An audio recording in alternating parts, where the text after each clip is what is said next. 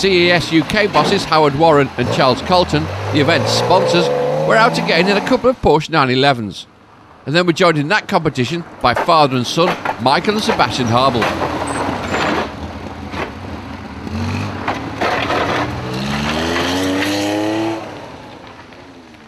It may sound tough on the car here, but try doing it uphill on a bike. Howard Warren, with son Matt navigating on his first overseas event, and Charles Colton and Paul Tomlinson set fastest times in their Porsche 911s on both tests.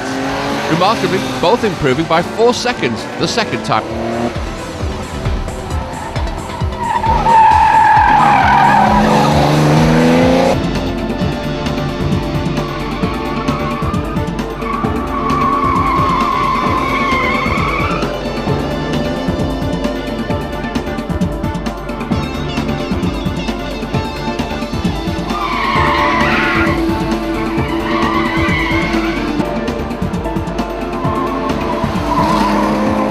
Second quickest around the test were Howard and Matt Warren, with the top time going to fellow Porsche crew Charles Colton and Paul Tomlinson.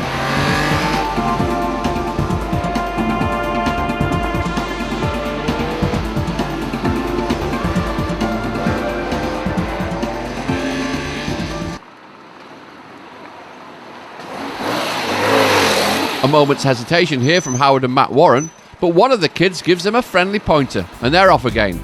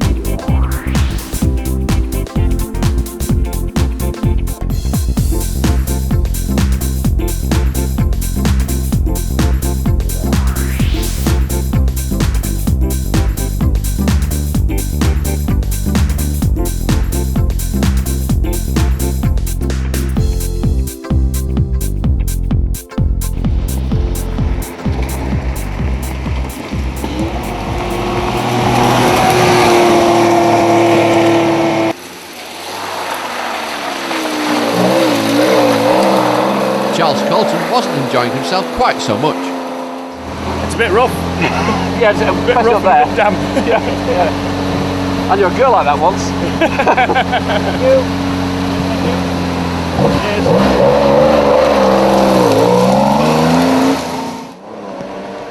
And Howard Warren in the second CES Porsche seemed happy just to get to the end. Well, that was a wake-up call. Better than the cornflakes anyway.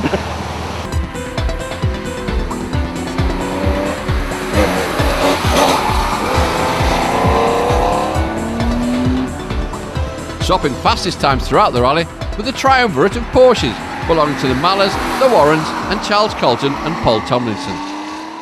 And this time around it was the Mallers' turn to take the title.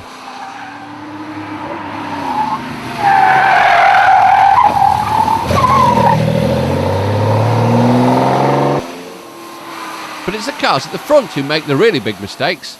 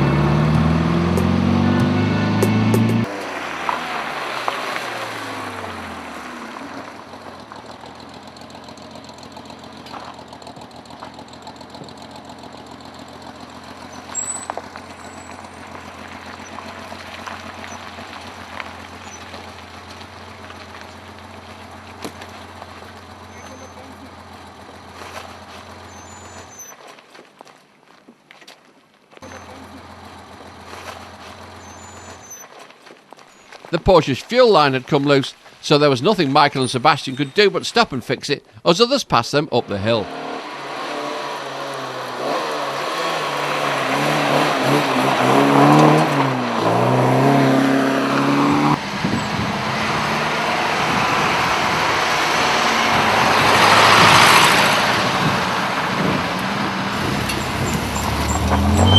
Okay? What happened? We lost our gas. Oh, really? Move forward. Move forward.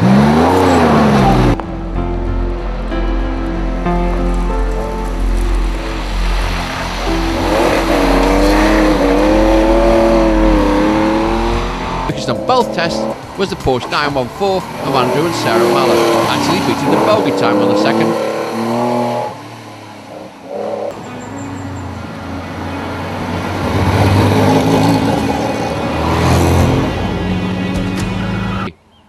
Matt showing that he has the potential to become a top navigator.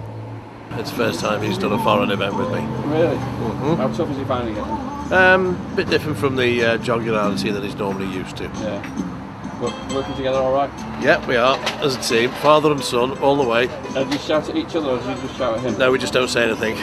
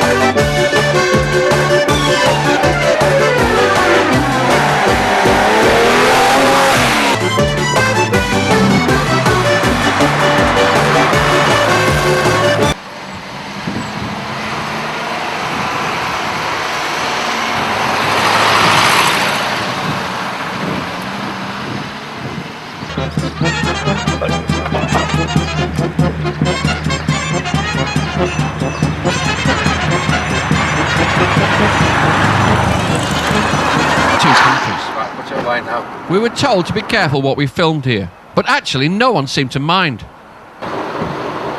For a lot of the British crews, the sight of disinfectant baths was an uncomfortable reminder of what the UK had been through with the previous year's foot and mouth disease.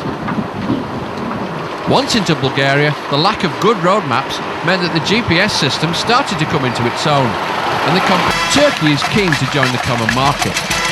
But there's no chance until they can get their border control sorted out. Everyone waited at least an hour here, and no one seemed to know what was going on. To say that they were unhelpful would to be a massive understatement.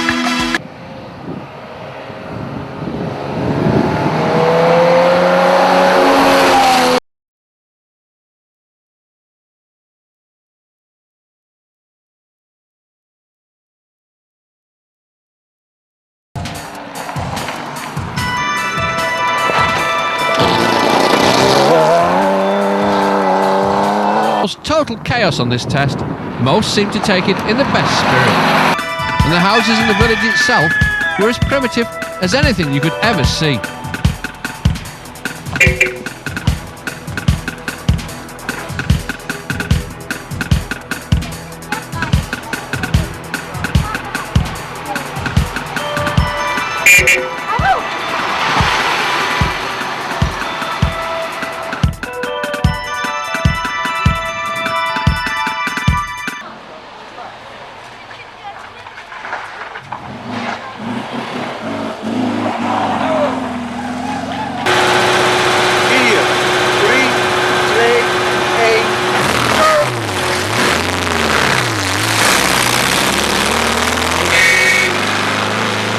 Calm drive to the fantastic Crusaders castle, the Crac de Chevalier.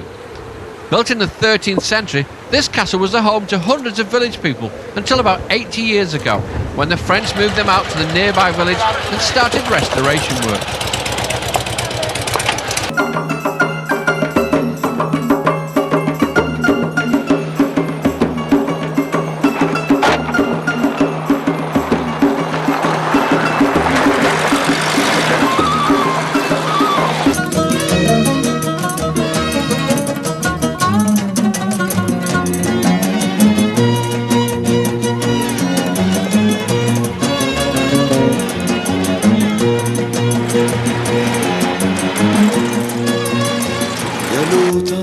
just a few miles now from Saudi Arabia, and anybody who knows the story of Lawrence of Arabia knows it used to like blowing up trains.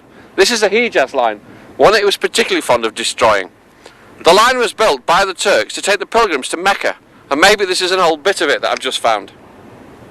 This is Billainsco's 1398 Vauxhall, one of Lawrence of Arabia's favourite cars. And how fitting we should see it here at Wadi Rum, one of Lawrence's favourite places on earth.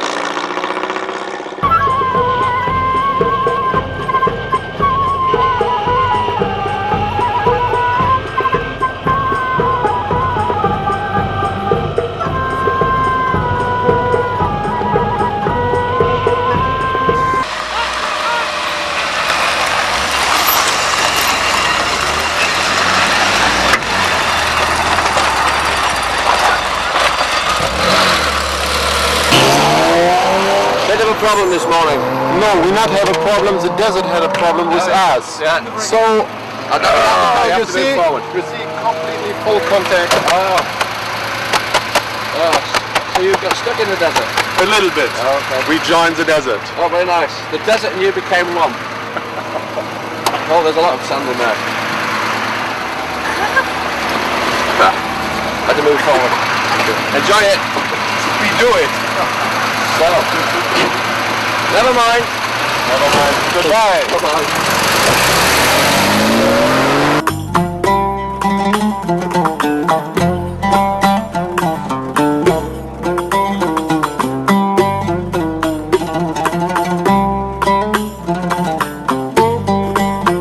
Giza and the pyramids, which is a welcoming and fantastic sight.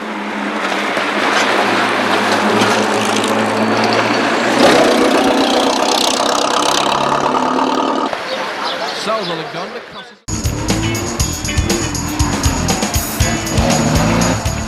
George Mullins and Des Wood even warrant a round of applause.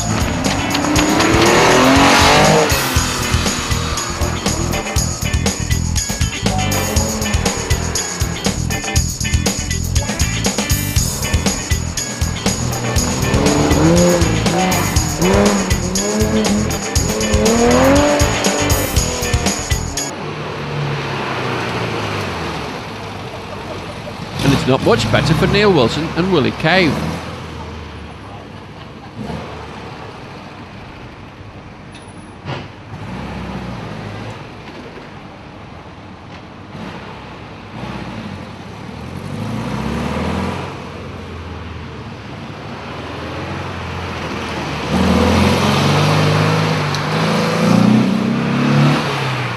On this event, it can only take a couple of seconds to drop you right down the leaderboard. But Kevin, as always, takes it all in his stride. Yes, strange we know, but they do it every year, and it seems to cause more nerves amongst competitors than any other test. Go! Yeah, shit.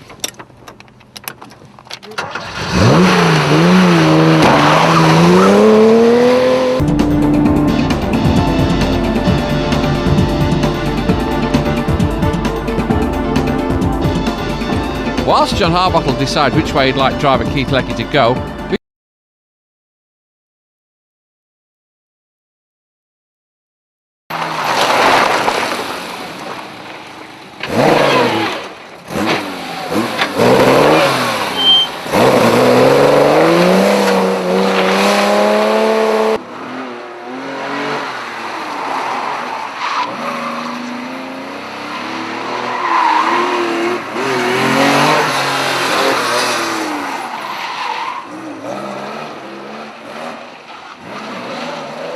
nicely done by George Mullins. Shame he gets it wrong at the end. The cars are supposed to pass to the left of cone H, not to the right.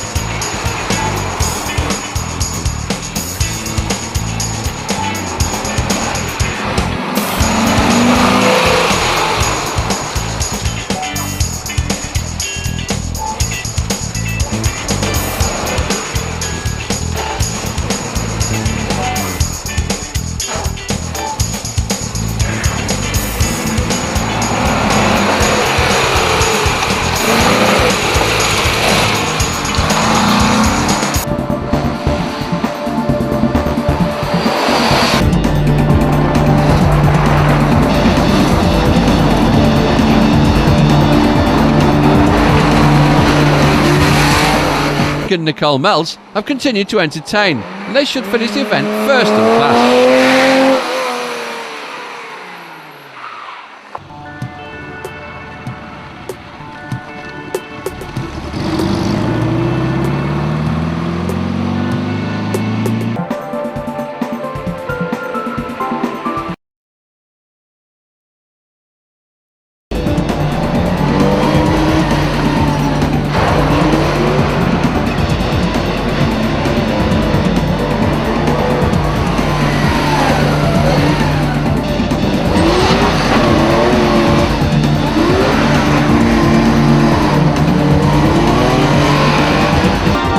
In the entertaining Porsche, the Melzers win their class.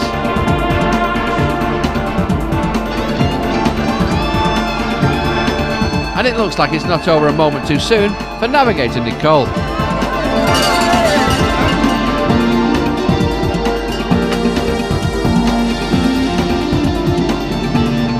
The final top 6 starts with Jan Evers and Lester van der Zaam.